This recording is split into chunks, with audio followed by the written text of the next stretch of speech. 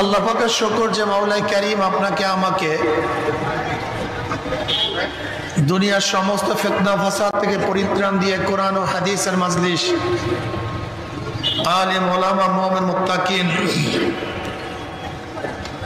জাকিরিন শাকিরিনদের গুরুত্বপূর্ণ এক দামি মাজলিসে আসার বসার বলার শোনার তৌফিক আল্লাহ পাক দান করছেন। শুকরিয়া তান সবাই বলে আলহামদুলিল্লাহ।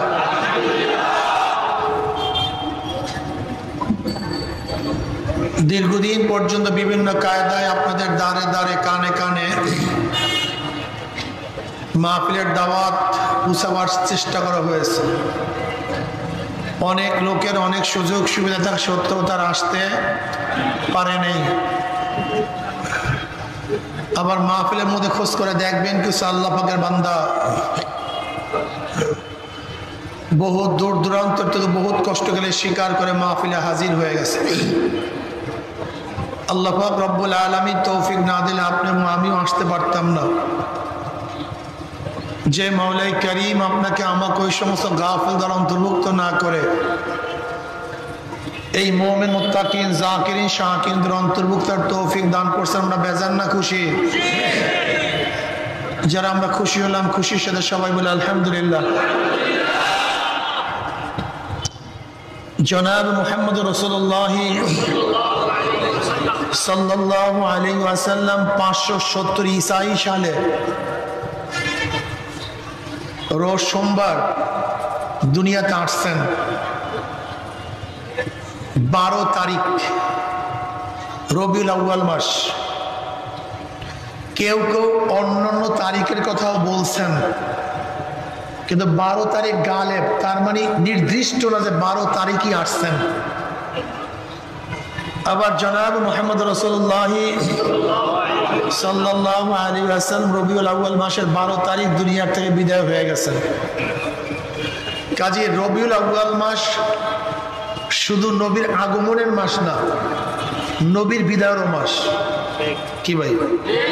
শুধু আগমনের মাস নয়, বরং বিদায়ের মাস। কাজে রবিউল আউয়াল মাসে নবী আলাইহিস সালাতু ওয়াস সালাম সিরাত, তার আখলাক, নবী আলাইহিস সালাতু ওয়াস সালামের দাওয়াত সম্পর্কে বেশি আলোচনা হওয়া উচিত। নবী দুনিয়াতে আসছেন কেন, উদ্দেশ্য কি, নবীর কাজটা কি ছিল, নবী আলাইহিস সালাতু ওয়াস সালাম দাওয়াত সম্পর্কে, সিরাত সম্পর্কে যত বেশি আমরা জানতে পারবো তত আমাদের ঈমান মজবুত হবে, আমাদের ঈমান মজবুত হবে। এই মাইকে কেমনে কথা বলে ভাই, ইকো দিয়েন না, সব নর্মাল করে দেন, নর্মাল করে দেন, ইকো দিয়েন না, সব নর্মাল করে দেন।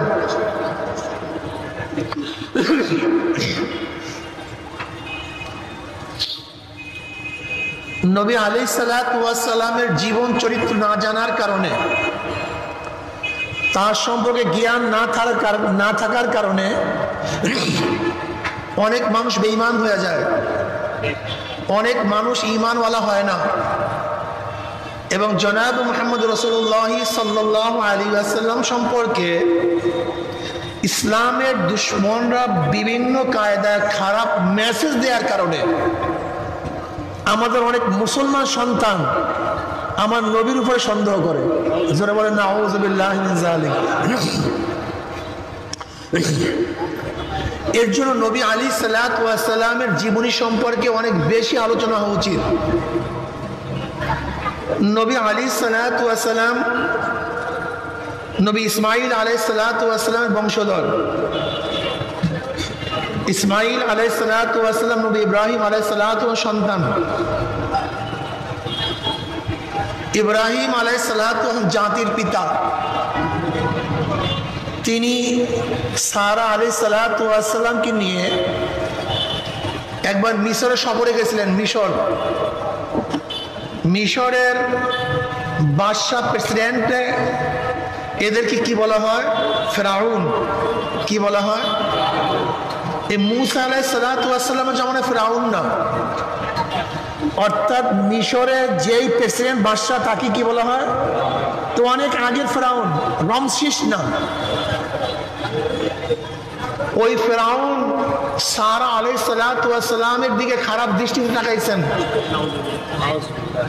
সারা আলাইহিসসালাম খুব সুন্দরী, সুশ্রী, আকর্ষণীয় এক রমণী ছিলেন, অনেক আকর্ষণীয়। সারা এব্রানি ভাষা। সারা শব্দের অর্থ কি?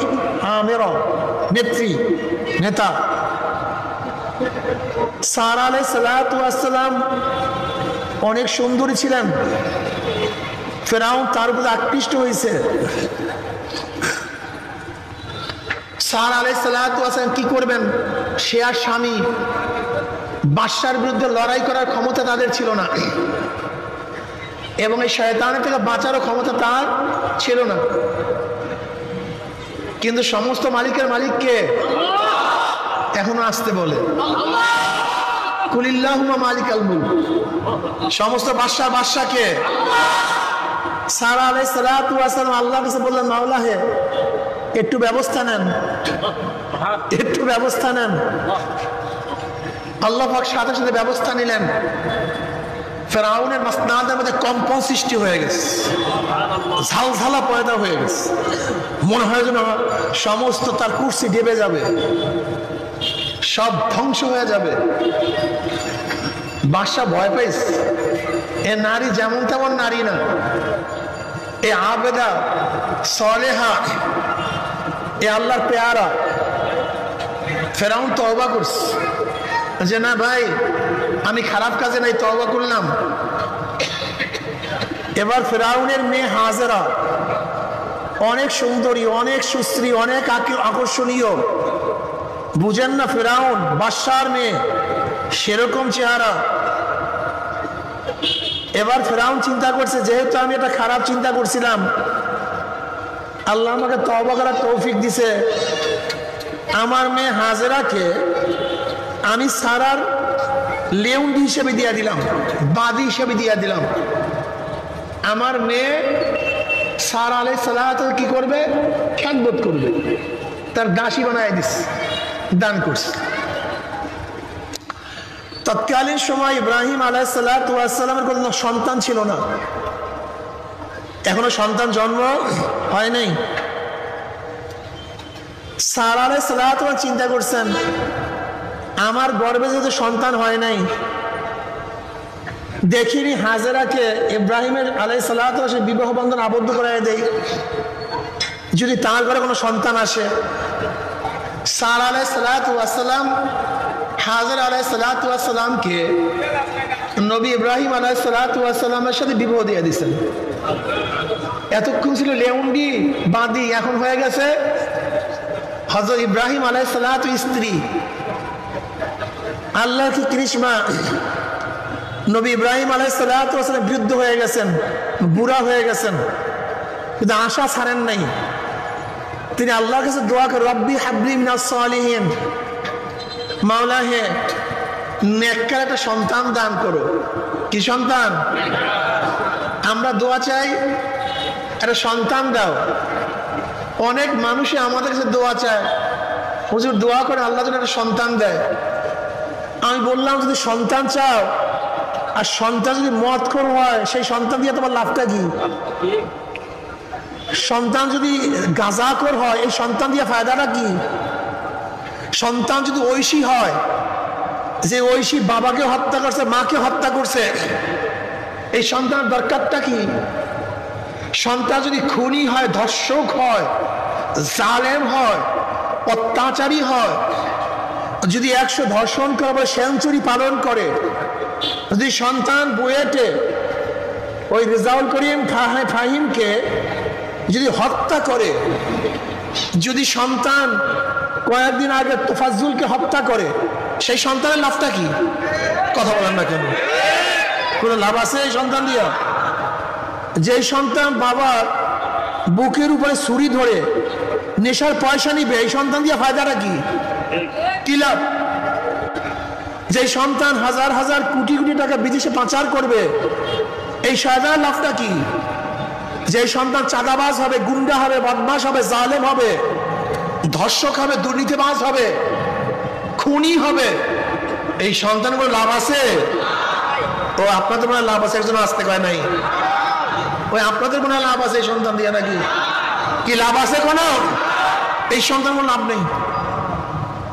নবীদের দোয়া কত চমৎকার দোয়া, রব্বি হাবলি মিনাস সালিহিন। আল্লাহ শুধু সন্তান চাই না, নেককার সন্তান চাই। কি সন্তান? যখনই দোয়া করবেন নেককার সন্তান চাইবেন, বদকার না, বদমাশ না। কি সন্তান? কথা বলেন না কেন? কথা নাকি? কি রাত 10টা বাজে ক্ষুধা লাগছে নাকি আপনাদের? বুঝলাম না। আমি তো প্রোগ্রাম করতে হতে আমার অবস্থা শেষ, গলার অবস্থাও শেষ, জানের অবস্থাও শেষ। এরপরে তো বলতে হয়। আর আপনারা তো পয়সা পয়সা একটু আস্তে জোরে কথা বলতে পারেন না। আপনারা জোরে কথা না বললে, সারা না দিলে আমি তো মনে করবো যে কথা বুঝতেছে না, ঝামেলা। কি সন্তান চান? একসাথে বলেন না, কি সন্তান? রব্বি হাবলি মিনাস সালিহিন। আল্লাহ নেককার সন্তান দাও। সবচেয়ে দামি, এর চেয়ে দামি কোনো জিনিস নাই। তুমি তোমার সন্তানের জন্য বিল্ডিং বানাইছ, গাড়ি করছ, জমি রাখছ, কিন্তু নেককার বানাও নাই, আসলে তোমার কিছুই নেই। তুমি কপাল পোড়া, বদনসিব, বদনসিব। বোঝো নাই? যদি নেককার সন্তান না বানান, তোমাকে দাপন করার আগে ওই সন্তানেরা জায়গা জমির ভাগ নিয়ে মারামারি শুরু করবে। তোমাকে দাপন করার সময় নেই। আগে সুন্দুকের চাবি দাও, জায়গা জমি নিয়ে মারামারি শুরু হবে, দোয়া করার সময় পাবে না। শোনেন, এক ব্যারিস্টার বাবার জানাজায় দাঁড়াইছে। জানাজার নামাজে দাঁড়াবার পরে এমন কান্না, কানতে কানতে অস্থির, কান্না শেষ হয় না। জানাজা শেষ, দাপন শেষ, কিন্তু কান্না শেষ হয় না। অনেক কাঁদছে। কেউ প্রশ্ন করছে, ভাই আপনি এত কাঁদতেছেন, মনে হয় বাবাকে অনেক বেশি মহব্বত করেন, এর জন্য বেশি বেশি কাঁদতেছেন। তাহলে বাবাকে নিশ্চিত মহব্বত করে কোনো সন্দেহ নেই, কিন্তু আজকে কান্নার কারণ শুধু বাবাকে মহব্বত না। তাহলে আজকে কান্নার কারণটা কি? দেখো, আমি একজন ব্যারিস্টার, এক একটা কেসে লক্ষ লক্ষ টাকা নেই, লেকিন আজকে বাবার জানাজার নামাজে দাঁড়াইয়া জানাজার দোয়া পড়তে পারলাম না। জানাজার দোয়া জানি না, তা আমার সে কপাল পড়া বদনিসবার কেউ হইতে পারে না। এই শিক্ষা দিয়ে লাভটা কি? জানাজার নামাজের দোয়া জানি না, রাগ করিয়েন না।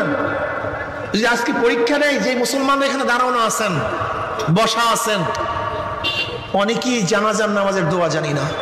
কপাল পড়া, আফসোস। কোথায় সে মুসলমান? কোথায় সেই মুসলমান? ইব্রাহিম আদম রহমতুল্লাহ আলাইহি বাজারে গেলেন। লোকেরা বলতেছেন, ইব্রাহিম বিন আদম, আল্লাহ পাকের কোরআনে কোনো ভুল আছে? না, কোনো ভুল নেই। কোনো সন্দেহ? না, কোনো সন্দেহ নেই। ভুলও নাই, সন্দেহ নাই, যা কিছু সবই ঠিক। এবারে ইব্রাহিম বিন আদম রহমতুল্লাহকে প্রশ্ন করতেছে, আল্লাহ পাক বলেছেন, উদউনি আস্তাজিব লাকুম, তোমরা আমার কাছে দোয়া করো, আমি তোমাদের দোয়া কবুল করবো। ডাইরেক্ট একেবারে, উদউনি আস্তাজিব লাকুম, তোমরা আমার কাছে দোয়া করো, আমি তোমাদের দোয়া সাড়া দেব, জবাব দেব, কবুল করব। স্পষ্ট আল্লাহ পাক বলছেন। কিন্তু ইব্রাহিম বিন আদম এত দোয়া করে আমাদের দোয়া কবুল হয় না কেন? কি প্রশ্ন আছে কি নেই? আল্লাহ পাক বলছে দোয়া করবেন, দোয়া কবুল করব, কিন্তু এত দোয়া করি, দোয়া কবুল হয় না কেন? ইব্রাহিম বিন আদম রহমতুল্লাহ 10টা কারণ বলছিলেন। কয়টা কারণ? জোরে বলেন। এর মধ্যে একটা কারণ হলো এই, তোমরা কোরআন শরীফ তেলাওয়াত করো, আমল করো না। কোরআন শরীফ তেলাওয়াত করো, আমল করো না। এখন তেলাওয়াত আছে, আমল তো দূরের কথা, তেলাওয়াতই তো নাই, তা দোয়া কবুল হবে কিভাবে? আমাদের অধিকাংশ মানুষ আসে আমাদের কাছে, হুজুর দোয়া করেন। তাদের ধারণা হুজুর যদি দোয়া করে আমার নামাজ কিচ্ছু লাগবে না, আমি জান্নাতে চলে যাব। হুজুর যদি দোয়া করে আমি যতই আকাম কুকাম করবো সব আল্লাহ মাফ করে দিবে। হুজুর যদি দোয়া করে আমি ধনী হয়ে যাব।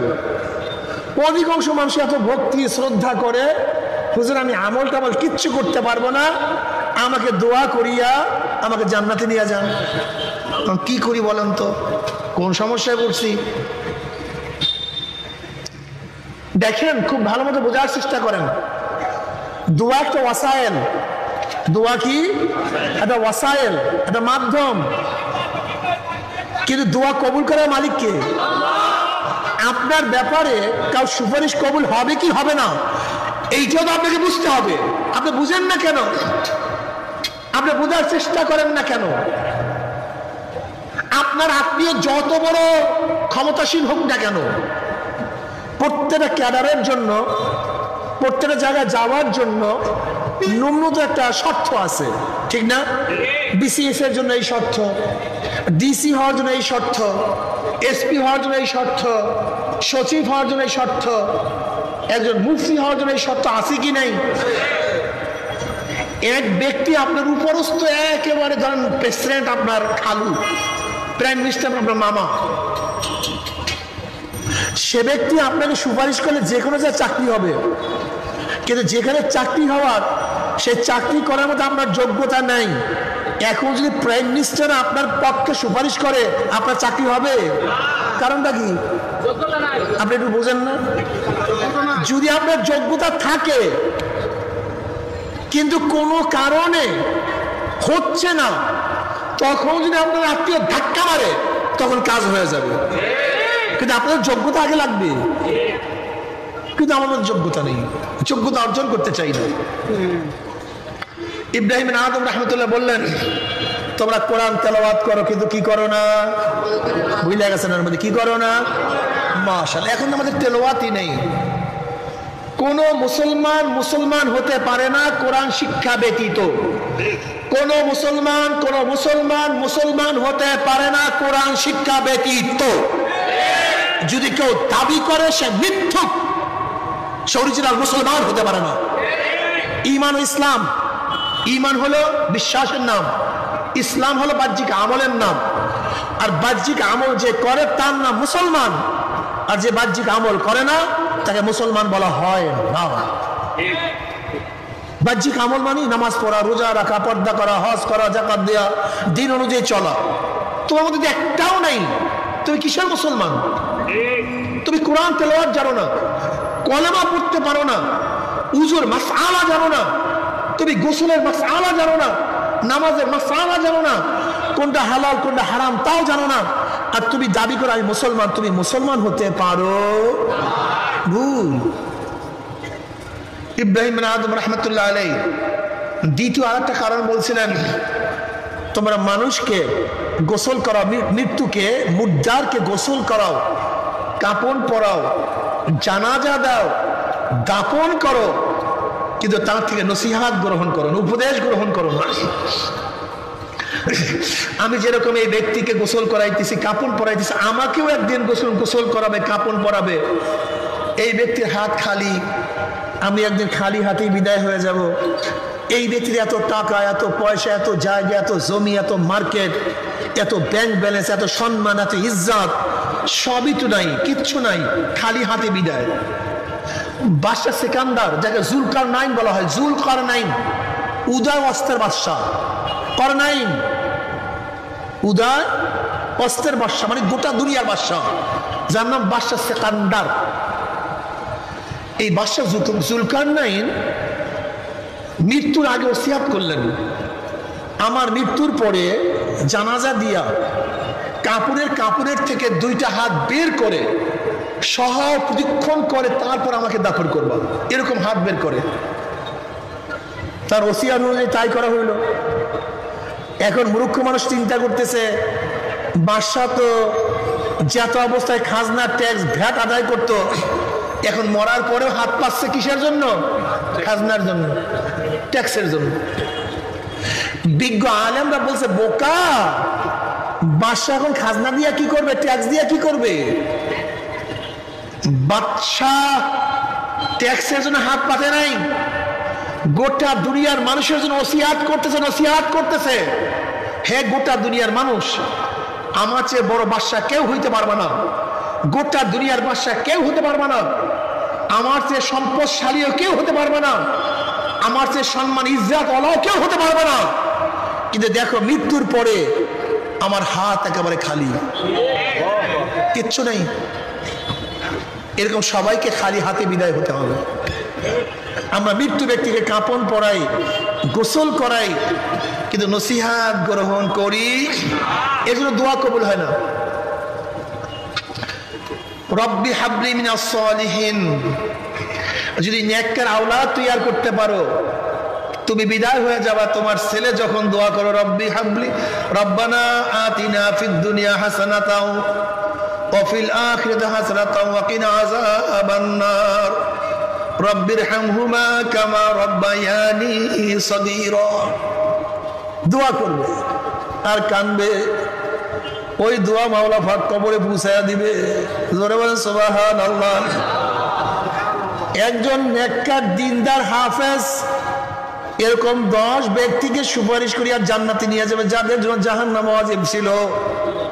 যদি তোমার একটা ছেলে হাফেজ হয়, তোমার একটা ছেলে আলেম হয়, একটা ছেলে নেককার দিনদার হয়, হাদিসের মধ্যে আছে কিয়ামতের ময়দানে গুনাহগাররা জাহান্নামীরা দাঁড়ায়া যাবে, জাহান্নামের কাতারে দাঁড়ায়া যাবে, জান্নাতীরা 2 কাতারের মধ্য থেকে জান্নাতে রওনা করবে।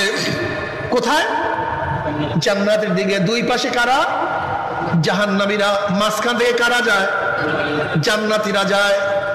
যখনই জান্নাতীরা জান্নাতে রওনা করবে, অমনি জাহান্নামীদের মধ্য থেকে ডাক দিয়ে আব্দুল্লাহ ভাই, হ্যাঁ আব্দুল্লাহ ভাই কই যাও? বলবে না আমি তো জান্নাতে যাই। আব্দুল্লাহ ভাই তুমি একে আমি চেনো না? বলে চিনছি তো, ওই যে তোমার পাশের বাড়ির চাচা, তোমাদের মাদ্রাসায় খানা নিয়ে যাইতাম, তোমাদের মাদ্রাসায় সাহায্য করতাম, তোমাদের মাদ্রাসায় দান করতাম, তোমাদের সাথে নামাজ পড়তাম, তোমাদের সাথে রোজা রাখতাম, তোমাদের সাথে দ্বীনের কাজ করতাম। আজকে তো আমি জাহান্নামের কাতারে দাঁড়ায় গেছি, আর তুমি জান্নাতে চলিয়া যাও। অমনি ভাই আব্দুল্লাহ জান্নাতি, ওই ভাইয়ের হাতখানা খপরা ধরবে, ধরিয়া টানতে টানতে আমার মাওলার দরবারে নিয়ে যাবে। এবার গিয়ে বলবে মাওলা হে, আমার ভাইকে যদি জান্নাতে না দাও আমি জান্নাতে যাব না, আমার ভাইকে মাফ না করলে আমি জান্নাতে যাব না, আমার ভাইকে মাফ করিয়া দাও। হাদিসের মধ্যে আছে জাহান্নাম ভাইয়ের জন্য আল্লাহর সাথে ঝগড়া শুরু করবে, আল্লাহ আমার ভাইকে মাফ করিয়া দাও, আমি তাকে জান্নাতে না নিয়ে ছাড়বো না। আমার মাওলা পাক রব্বুল আলামিন বলবে যা, তুই যেহেতু সুপারিশ করতে আছো নিয়ে যা। তখন ওই জান্নাতি ভাই যে কাতারে ছিল জাহান্নামী ভাই, তাকে ধরিয়া জান্নাতিকে নিয়ে যাবে। আল মারউ মা মান আহাব্বা ওয়া লাহু মাকতাসাবা। এই যুবকরা ও ভালো মতো শোনো, বুখারীর মধ্যে রাওয়ায়াত আছে আল মারউ মা মান আহাব্বা ওয়া লাহু মাকতাসাবা। দুনিয়াতে যে যাকে মোহাব্বত করবে কিয়ামতের ময়দানে সে তার সাথী হয়ে যাবে। জোরে বলে সুবহানাল্লাহ। দুনিয়াতে যে যাকে সে তার সাথী হয়ে যাবে। যারা কার্ল মার্কসকে মোহাব্বত করবা, আব্রাহাম লিঙ্কনকে মোহাব্বত করবা, মাও সুতুনকে মোহাব্বত করবা, যারা সক্রেটিসকে মোহাব্বত করবা, প্লেটোকে মোহাব্বত করবা, যারা শেখ সাহেবকে মোহাব্বত করবা, জিয়াউর রহমান সাহেবকে মোহাব্বত করবা, যারা ফেসিস্ট শেখ হাসিনাকে মোহাব্বত করবা, যারা খালেদা জিয়াকে মোহাব্বত করবা, যারা এরশাদ সাহেবকে মোহাব্বত করবা, তারেককে মোহাব্বত করবা, জয়কে মোহাব্বত করবা, জি যাকে মোহাব্বত করবা, কিয়ামতের ময়দানে দেখবেন নেতারা তোমাদের সামনে। কারা? নেতারা তোমাদের সামনে, অনুসারীরা নেতাদের পিছনে। নেতারা যেখানে যাবে অনুসারীরাও সেখানে চলে যাবে। কথা বলেন না কেন? আল মারু মা মান আহাব্বা ওয়া লাহু মাকতাসাবা। আর যারা আল্লাহর নবীকে মোহাব্বত করবা, কাকে? আল্লাহর নবীকে মোহাব্বত করবা, হক্কানি ওলামায়ে কেরামকে মোহাব্বত করবা। আল্লাহর কসম, আল্লাহর কসম, আল্লাহর নবী আমাদের সামনে থাকবে, ওলামায়ে কেরাম আমাদের সামনে থাকবে, ও অনুসারীরা তাদের পিছনে থাকবে। আল্লাহ নবী হক্কানি ওলামায়ে কেরাম যেখানে যাবে অনুসারীরাও সেখানেই চলে যাবে। জোরে বলেন সুবহানাল্লাহ। দেখো তো এখন অবস্থাটা কি। তোমার নেতাকে একটু হিসাব নিকাশ মিলাও। জীবনভর স্লোগান দিছ, আমরা সবাই মুজিব সেনা, ভয় করি না বুলেট বোমা, আমরা সবাই জিয়ার সেনা, ভয় করি না বুলেট বোমা রে, আমরা সবাই এরশাদ সেনা, ভয় করি না বুলেট বোমা। কপাল পোড়া, নবীর উম্মত হইছ, এই স্লোগান দাও নাই, আমরা সবাই নবীর সেনা, ভয় করি না বুলেট বোমা, আমরা সবাই রাসূল সেনা। কত মজা। আর কপাল পোড়া কলমের মধ্যে কাকে নেতা বানাইস? কপাল পোড়া, বদনসিব।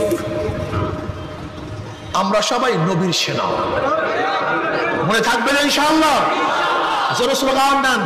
আমি স্লোগান তুলবো, আপনারা সবাই এই যারা আছেন সবাই দুই হাত তুলিয়া আওয়াজ দিয়া, অনেক আওয়াজ দিয়া দেখেন আমাদের কলবের মধ্যে হাজারো নেতা নেত্রীর মোহাব্বত ঢুকছে, বের হইতে চায় না। এখন ধাম করে নবীকে বসায়া দেন, ধাম করে কলমের মধ্যে রাসূলকে বসায়া দেন। এর জন্য পারি মারতে হবে, কি কথা ঠিক না? আওয়াজ দিয়া আমি যখন আমরা সবাই নবীর সেনা, বলবেন ভয় করি না বুলেট বোমা, জোরে, যেন শয়তান 10 কিলোমিটার দূরে চলে যায়। সবাই হাত তুলে এরকম এরকম তুলবেন, সবাই তোলেন, দুই হাত তুলেন এরকম এরকম, বুঝছেন? ঠিক আছে, হাত নামান। এবার রেডি সবাই?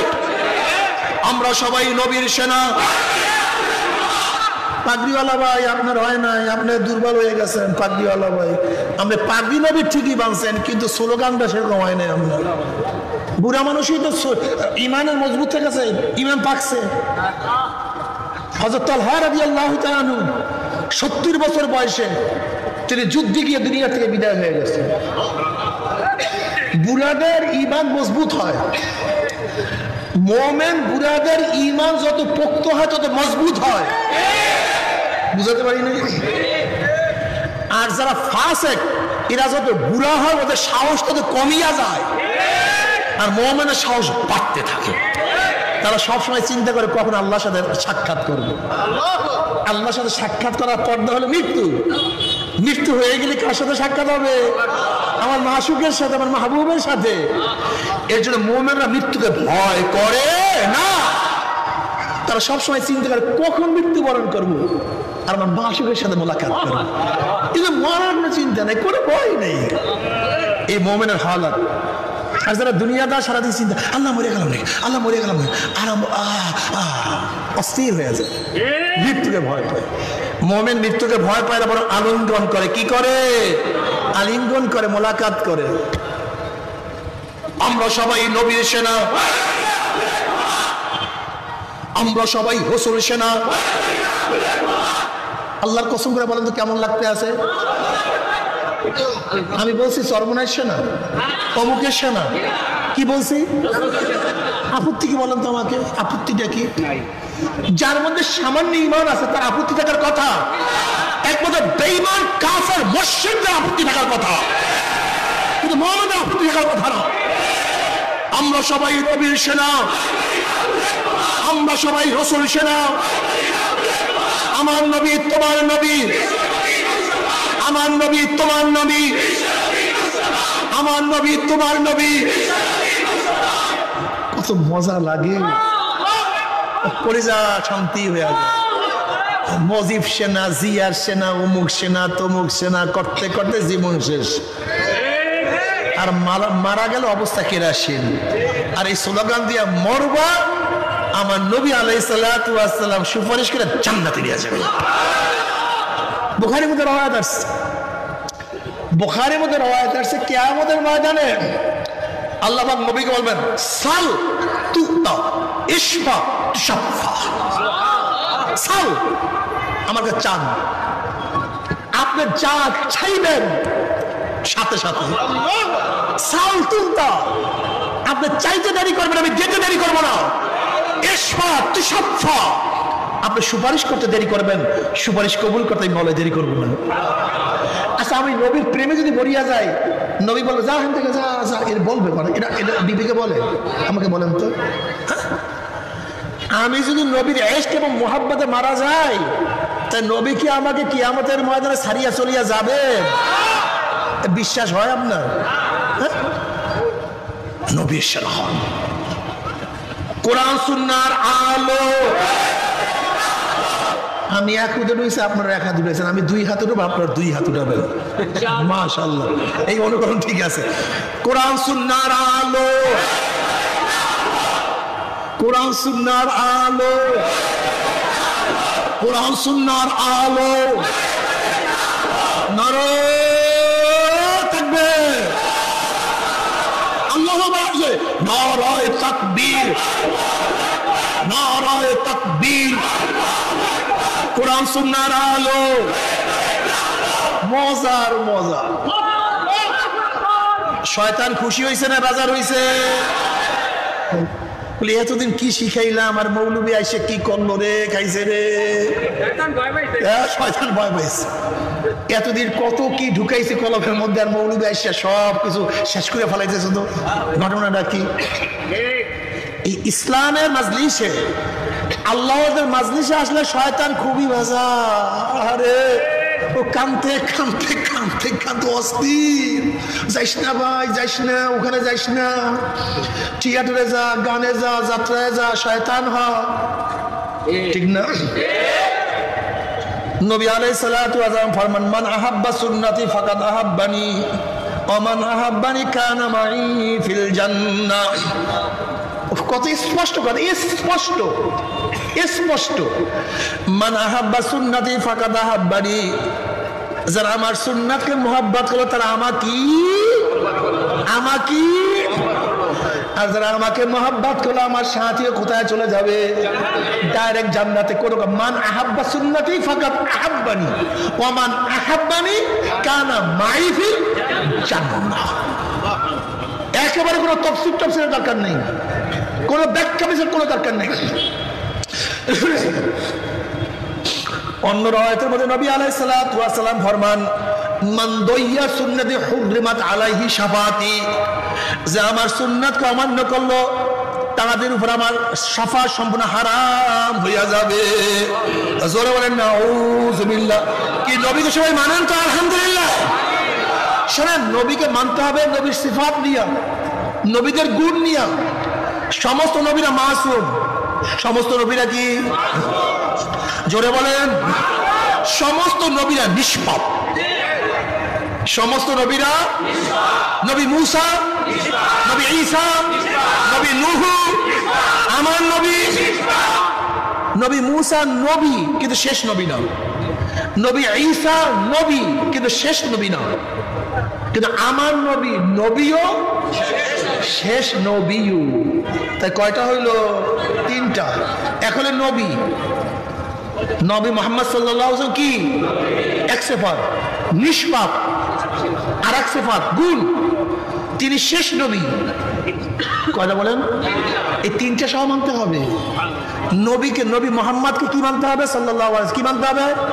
তিনি নবী, এরপরে নিষ্পাপ, এরপরে শেষ নবী। কেউ যদি নবীকে নবী মানেন, শেষ নবী মানেন না, কি হবে? কথা বলেন না কেন? কাদিয়ানীরা নবীকে নবী মানেন না, কাদিয়ানী নবীকে নবী মানেন না, কিন্তু কোন গুণ মানেন না? শেষ গুণ। তিনি যে শেষ, এই গুণটা মানেন না। নবীকে নবী মানে, কিন্তু শেষ গুণ, নবী শেষ, এই গুণটা। যেমন আমি বক্তা, এর আগে বক্তা ছিল না, কিন্তু আমি কোন বক্তা? যারা বলেন না কেন? আগের বক্তা বক্তা, বক্তা তার একটা গুণ। আমি ফাইজুল কেন আমার জাত, আমি মানুষ, আমি একটা জাত, কিন্তু আমার একটা গুণ কি? আমি বক্তা, এটা আমার একটা। আগের যে বক্তা ছিল তারাও কি ছিল? কিন্তু শেষ বক্তা না। আমি কোন বক্তা? বক্তাও শেষ বক্তাও। নবী মুহাম্মদ সাল্লাল্লাহু আলাইহি ওয়াসাল্লাম তিনি নবী, এটা তার একটা গুণ। আমার গুণ একটা বক্তা, এটা আমার গুণ। আগের বক্তারাও বক্তা, এটা তাদের, কিন্তু শেষ বক্তা না। আমি ঠিক নবী আলাইহিস সালাতু ওয়াস সালাম তিনি নবী, একটা গুণ, তিনি শেষ নবী, এইটা ভিন্ন একটা গুণ। কেউ যদি নবীকে নবী মানে, শেষ নবী না মানে, সেও কাফের। খুব ভালো মতো বুঝবেন, বোঝার চেষ্টা করবেন। এমনি এমনি ইসলাম শেখা যায় না, বুঝিয়া শুনে ইসলাম মানতে হয়। নবীরা কি নিষ্পাপ? জোরে বলেন। সমস্ত নবী, সমস্ত নবী, আমার নবী শেষ নবী, নিষ্পাপ মাশাআল্লাহ। সমস্ত সাহাবারা আদেল, সত্যের মাপকাঠি। বলেন সমস্ত সাহাবারা কি? এটা মানতে হবে। এই তিন তফকা, আল্লাহ, আল্লাহ নবী এবং সাহাবী, এই তিনের ব্যাপারে ভুল করবেন না, ভেজাল আছে। বলে কি ভেজাল? আচ্ছা, আপনারা কেউ নবীকে দেখছেন?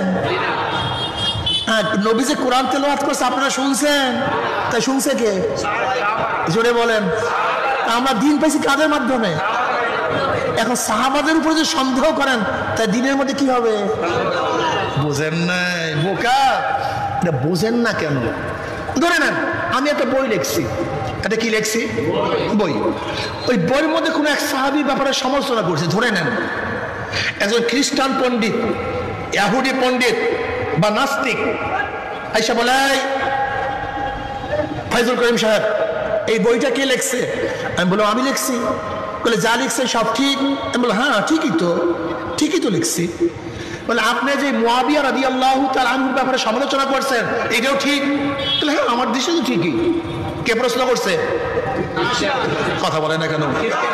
কে প্রশ্ন করছে? যে মুয়াবিয়া রাদিয়াল্লাহু তাআলা আনহু সম্পর্কে যেই কথাগুলি লিখছেন এগুলি ঠিক? আমি বললাম হ্যাঁ ঠিক, ঠিকই তো লিখছি। এরপর প্রশ্ন করবে যে মুয়াবিয়া রাদিয়াল্লাহু কাতিব ওহী ছিলেন কি ছিলেন না? ওহী লিখতেন কি লিখতেন না? আমি বললাম হ্যাঁ লিখতো। তিনি কাতিব ওহী ছিলেন। এবার তিনি প্রশ্ন করবেন, আপনি যেই ব্যক্তির ব্যাপারে সমালোচনা করছেন আপনি বলছেন সে কাতিব ওহী ছিলেন, ওহী লিখতেন। এই খারাপ ব্যক্তি ওহীর মধ্যে, কোরআনের মধ্যে কিছু ঢুকায় নাই, নিজের মন করা, এর প্রমাণ কি আছে? আপনি বলুন। কি কথা বলেন না কেন? কি কথা বলেন না কেন? হ্যাঁ, ইমান এখন যাওয়ার পালা। ইমান কোথায় পালাই বেশি চিন্তায় আছে,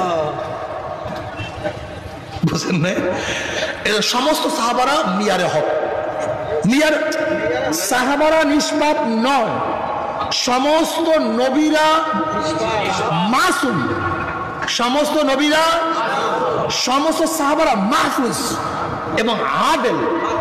মাহফুজ, আল্লাহ তাআলা মাহফুজ করছেন, হেফাজত করছেন। তাদের থেকে কিছু প্রকাশিত হলেও আল্লাহ মাফ করিয়া তাদেরকে হেফাজতে নিয়ে আনিছেন। এরা মাহফুজ, এরা মাসুম না।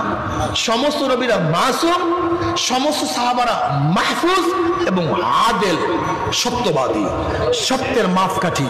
তেনার কোনোদিন মিথ্যা ও অসত্য কোনো কাজ করেন নাই, অসত্য কাজ বলেন নাই। আদেল, মনে থাকবে? মাশাআল্লাহ। রব্বি হাবলি, মাশাআল্লাহ বয়ান মনে আছে। রব্বি হাবলি মিনাস সালিহিন, আল্লাহ কোন সন্তান দান করো? জোরে বলো। নেককার আর বদকার, বদকার ফার্সি শব্দ।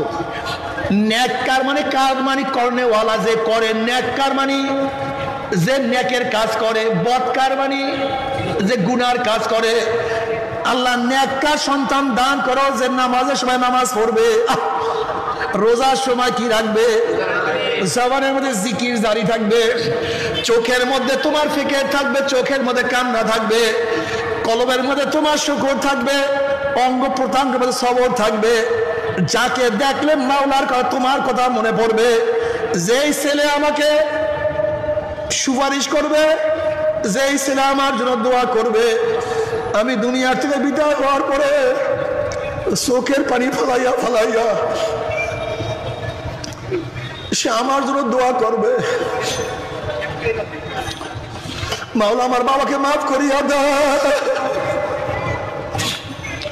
আমার মাকে মাফ করিয়া দাও।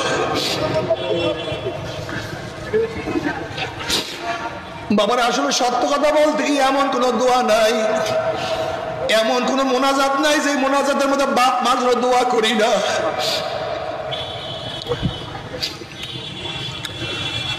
কারণ বাপ মা আমাদের কাছে কিছু চায় না। বিল্ডিং আমাদের জন্য, এত কষ্ট করে জমি করছে আমাদের জন্য, এই গাড়ি আমাদের জন্য।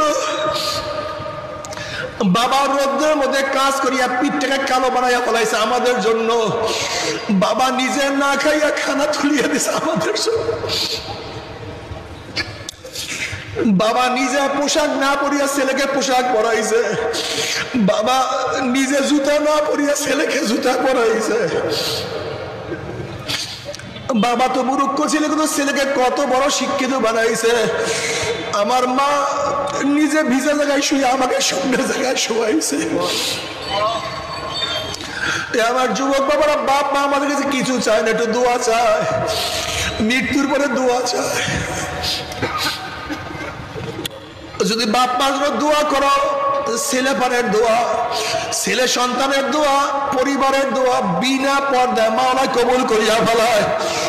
এ আমার যুবক বাবারা, আমার মুরব্বী বাবারা, এ আমার পর্দার মা বোনেরা, আজকে হোক কালকে হোক দুনিয়া থেকে একদিন বিদায় হইতেই হবে। ওমর ইবনে খাত্তাব রাদিয়াল্লাহু আনহু হাসিবু ক্বাবলা আন তুহাসাবু, তোমার কাছে হিসাব নেওয়ার আগে তুমি তোমাকে হিসাব নাও। তোমার নামাজ পড়ার সংখ্যা বেশি, নামাজ কাজার সংখ্যা বেশি। তোমার রোজা রাখার সংখ্যা বেশি, রোজা কাজার সংখ্যা বেশি। তুমি চোখের কাছে প্রশ্ন, চক্ষু তুই কি নেকের দিকে বেশি তাকাইছো না গুনার দিকে বেশি তাকাইছো? ওরে জবান তুই কি নেকের কাজ বেশি করছো না গুনার কাজ বেশি করছো? ওরে হাত কত মদের পেয়ালা ধরছো? ওরে হাত কতবার গাজার কলকে স্পর্শ করছো? ওরে হাত কত চুরি করছো, কত ডাকাতি করছো? ওরে হাত কত সুদ, কত ঘুষ গ্রহণ করছো? ওরে হাত কত জুলুম, কত খুন করছো? ওরে হাত অন্যায় ভাবে কত মহিলার গায়ে হাত লাগাইছো? আল্লাহ, ওরে পাও তুই কি নেকের দিকে বেশি হাঁটছো না গুনার দিকে বেশি হাঁটছো?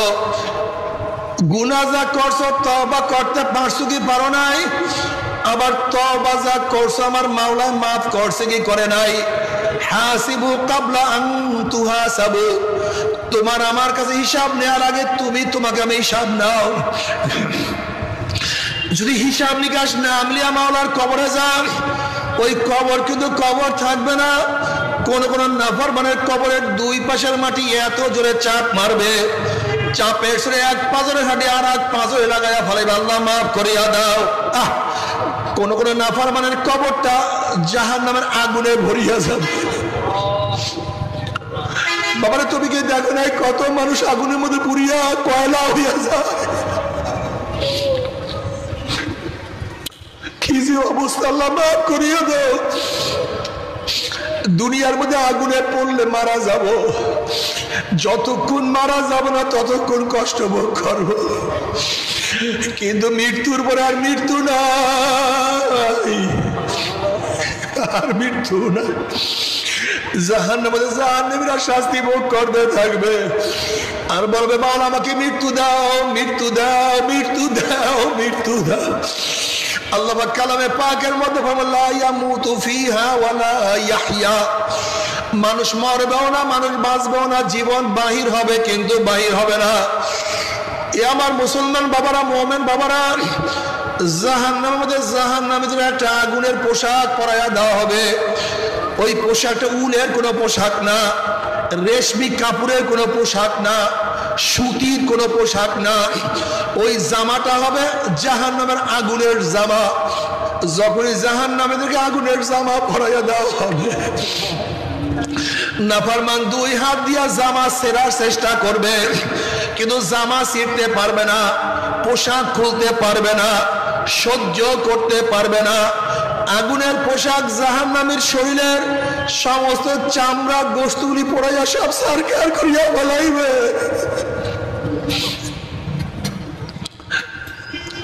শুধু বলবে মৃত্যু, মৃত্যু, কিন্তু মৃত্যু আর হবে না, সহ্য করতে পারবেন আল্লাহ।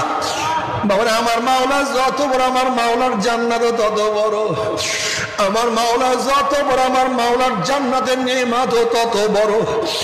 আমার মাওলা যত বড়, আমার মাওলার জাহান্নাম তত বড়। আমার মাওলা যত বড়, আমার মাওলার জাহান্নামের শাস্তিও তত বড়। তবে মুমিন মুসলমান বলতে সবাই মনে চায় গুনাহ থেকে ফিরিয়া নেক আমল করিয়া মাওলার জান্নাত কিন্তু সবাইরই যাইতে মনে চায়। গুনাহ নিয়ে মাওলার জাহান্নামে কাউরি কিন্তু যাইতে মনে চায় না। কিন্তু কেনই বা আমরা নেক আমল করতে পারি না, কেনই বা গুনার কাম ছাড়তে পারি না? এর মূল কারণ হলো আপনার এবং আমার পিছনে নফস এবং শয়তান লাগিয়া রয়েছে। এই নফস এবং শয়তান থেকে ফেরার জন্য যে কোনো একজন হক্কানি আল্লাহর ওলির হাতে হাত দিতে হবে রে বাবা। খবরদার, বর্তমান জমানার পীর মুরিদের নামে ভেজাল, ব্যবসা, দলাদলি, হিংসা, হাসাদ, শিরক, বিদআতে পরিণত হয়ে গেছে। সমস্ত আল্লাহর ওলির একমত, যেই পীরের 5 জন মুরিদের মধ্যে কমপক্ষে 3 জনকে দেখবেন আলহামদুলিল্লাহ সুন্নাত মুআফিক আমল আখলাক মজবুত হয়ে যাইতে আছে, গুনার কাম ছাড়তে আছে, নেকের আমল ধরতে আছে, কলব নরম হইয়া চোখে পানি আসতে আছে। বৃক্ষতর নাম কি, ফলে পরিচয়। আমি চরমোনাই বুঝি না, চরমোনার দাওয়াত প্রশংসা প্রচার প্রসার করার জন্য আসি না রে বাবা। চরমোনাই যাওয়ার তোমার কোনো দরকার নাই, কোনো দরকার নাই, কোনো দরকার নাই। তুমি যার কাছে গিয়া পারো গুনার কাম ছাড়ো, নেকের আমল ধরো, কলব নরম করিয়া চোখে পানি নিয়ে মাওলার কবরে যাইও। যেরকম দুনিয়ার ঘরে আগুন লাগলে পানি ছাড়া নিবানো যায় না, ঠিক তদ্রুপ তোমার এবং আমার গুনার দ্বারা যে জাহান্নামের আগুন জ্বলিয়া রইছে, চোখের পানি ও ছাড়া তো জাহান্নামের আগুন নিবানো সম্ভব না। কাজে আমার জন্য দোয়া চাই, আমিও দোয়া করি। সবাই সবার জন্য প্রাণ খুলিয়া দোয়া করো, যেন কিয়ামতের ময়দানে গলাগলি বাঁধিয়া মাওলা একসাথে জান্নাতে যাওয়ার তৌফিক দিয়া দেয়। আল্লাহুম্মা আমিন, আল্লাহুম্মা আমিন, আল্লাহুম্মা আমিন। ও আমার পর্দার মা বোনেরা, 2 হাত তুলিয়া মাওলার নামে কান্দো আর মাওলার কাছে মাপ চাও। আল্লাহ, আমরা কতিপয় গুনাহগার বান্দা, গুনার বোঝা মাথায় নিয়া আপনার শাহী দরবারে হাত তুললাম রে মাওলা। দয়া করে মায়া করে আপনি আমাদের জিন্দেগির সমস্ত গুনাহ কথা মাফ করে। আল্লাহ, আল্লাহ আপনি মাফ করবেনই না, ক্ষমা করবেনই না। তাহলে আপনার বন্দার এখানে কেন আসছে? আমরা এখানে চাউল নেওয়ার জন্য আসি নাই, রিলিফ নেওয়ার জন্য আসি নাই, দুনিয়ার বিপদে পড়িয়াও কেউ আসি নাই। আল্লাহ, কেউ নামাজ কাজা করিয়া ফেলাইছি, আল্লাহ কেউ রোজা ছাড়িয়া দিছে, কেউ বেপরদা অপকর্মের মধ্যে লিপ্ত হয়ে গেছে, কেউ হারাম কবিরা গুনাহ করিয়া ফেলাইছে। আল্লাহ, আমরা জাহান্নামের কাজ করিয়া ফেলাইছি। আল্লাহ, জাহান্নামের খাতার থেকে আমাদের নামটা কাটিয়া দাও। আল্লাহ, জাহান্নামের খাতার থেকে নামটা কাটিয়া দাও।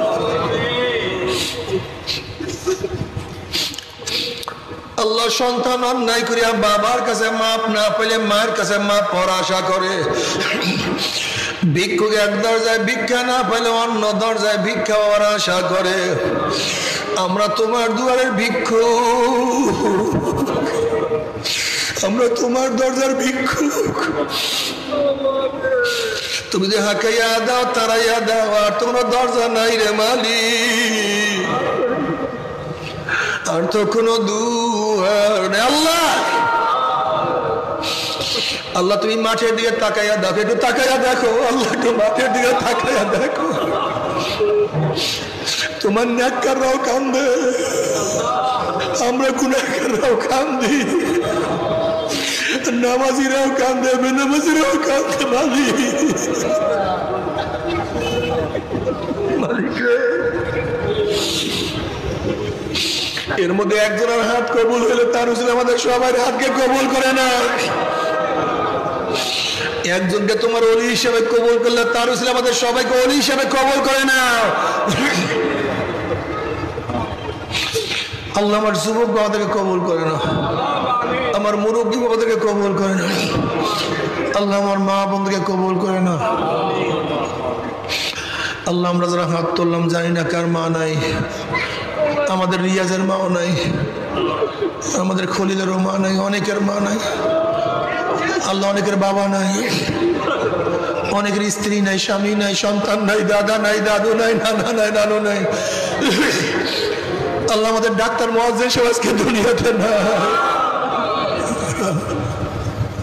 আল্লাহ কত মুজাহিদরা আমাদের সাথে ছিল, অনেক মুজাহিদরা আজকে দুনিয়াতে নাই। আল্লাহ যত মুমিন মুমিনাত মুজাহিদরা কবরে শুয়ে সবার কবরে আযাবকে মাফ করে দাও। আল্লাহ সবার কবরকে জান্নাতের বাগিচা বানায় দাও। মা দাদা সহ তামাম দুনিয়ার মাশায়েখদের মাকামকে জান্নাতের মধ্যে বুলন্দ করে নাও। আমাদের আহলে আওলাদ তোমার খাস গোলাম বান্দি সব কবুল করে নাও। রব্বানা হাব লানা মিন আজওয়াজিনা ওয়া যুররিয়াতিনা কুররাতা আইন ওয়াজআলনা লিল মুত্তাকিনা ইমামা। رب ارحمهما كما ربياني صغيرا وصلى الله تعالى على خير خلق محمد وآله وأصحابه وأزواجه وأتباعه أجمعين وارحمنا معهم برحمتك يا أرحم الراحمين.